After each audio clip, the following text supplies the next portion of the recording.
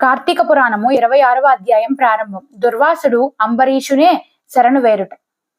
ఓ దుర్వాస మునీంద్ర, నువ్వు అంబరీషునికి ఇచ్చిన శాపం మేలునే కలిగిస్తుంది. నీ వాక్కు వ్యర్థం కానివ్వకూడదు అని ఆ 10 జన్మలను నేనే ఎత్తాలని నిర్ణయించాను.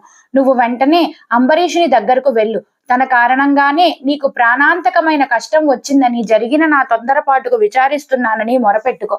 అప్పుడు అంబరీషుని వలననే నీకు మేలు కలుగుతుంది అన్నారు శ్రీహరి. ఘటనా సమర్థుడైన శ్రీహరి ఆదేశం ప్రకారం సుదర్శనం వెంట తరుముకుంటూ వస్తోంది దుర్వాసుడిని. దుర్వాసుడు శ్రీహరి ఆజ్ఞ ప్రకారంగా అంబరీషుడి దగ్గరకు వెళ్ళాడు. అది చూసి అంబరీషుడు తన వలననే మహర్షికి ప్రాణభయం కలుగుతోంది అని విచారిస్తున్నాడు.